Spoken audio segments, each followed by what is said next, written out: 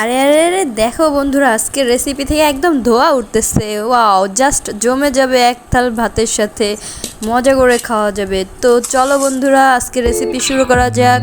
তো আজকে আমরা খুব সস্তায় একটি পাঙ্গাস মাছ কিনে ফেলছি। তো পাঙ্গাস মাছটা যেহেতু 2 কেজি ওজনের, তো দুইজন মিলে ধরে ধরে কাটতে হচ্ছে। আর এটা খুব সস্তায় আপনারা পেয়ে যাবেন, 440 টাকা পড়ছে 2 কেজি, 500 গ্রাম মতো মাছটার ওজন। তো দুইজন মিলে ধরে ধরে এটা কাটতে হচ্ছে, যেহেতু অনেক পিছলা। তো দেখতেই পাচ্ছ বন্ধুরা, আর এটা ডুমুর পাতা দিয়ে ঘষা হচ্ছে, যাতে এখানে কালো কালো দাগগুলা পিছলাগুলা খুব সহজেই উঠে যায়, কারণ ডুমুর পাতার মধ্যে আছে অনেক ধার।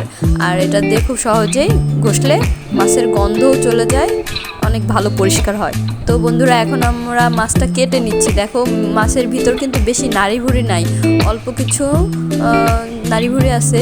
তো হালকা করে এগুলা একটু পরিষ্কার করে নিতে হবে।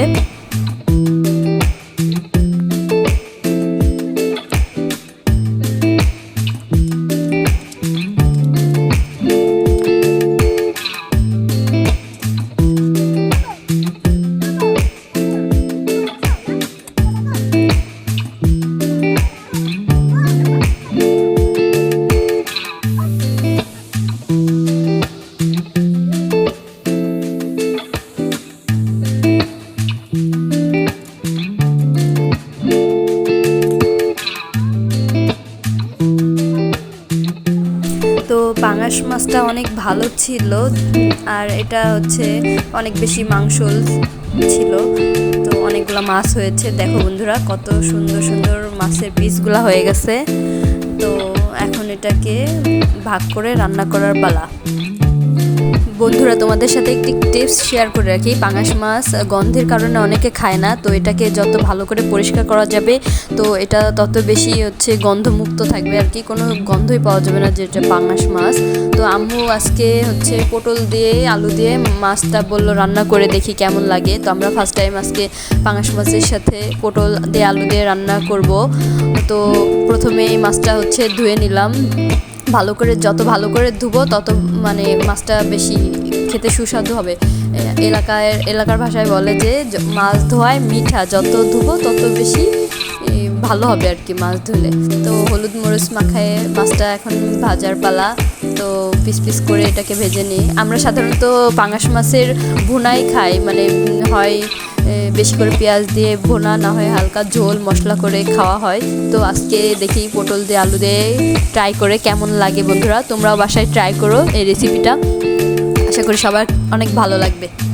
তো রান্না শুরুতেই আমরা পেঁয়াজ মরিচটাকে ভালো করে ব্রাউন করে ভেজে নিব। দেখো বন্ধুরা, অনেকগুলা পেঁয়াজ মরিচ দিয়ে এটা ভেজে নেওয়া হচ্ছে। তারপরে এখানে পটল আলু দিয়ে বাটা মশলা, আদা জিরা রসুন এগুলার মশলা পেস্টটা দিয়ে এটাকে ভালো করে কষিয়ে নিতে হবে। পটল আর আলুটাকে ভালো করে লাল লাল করে কষিয়ে নিয়ে এর ভিতরে হালকা করে পানি দিয়ে নিতে হবে। হালকা হালকা পানি দিয়ে কষিয়ে নিতে হবে, যাতে পটলটা নরম হয়ে আসে। আর নরম হয়ে আসলে পটলের ভিতরে এই মশলাটা ভালো ঢুকে, লবণটা ভালো ঢুকে। তো দেখো বন্ধুরা, পানি দিয়ে, এটা হচ্ছে মাছের পানি দেওয়া হয়েছে। তো মাছের পানি যখন ফুটতে শুরু করবে, অনেকটা সিদ্ধ হয়ে আসবে সব কিছু, তখন মাছগুলা শেষের দিকে দিয়ে দিতে হবে। তো তাহলে মাছটা ভাঙবে না, আর তরকারিটাও ভালো হবে। তো দেখো বন্ধুরা, কত সুন্দরভাবে তরকারিটা রেডি হয়ে গেছে।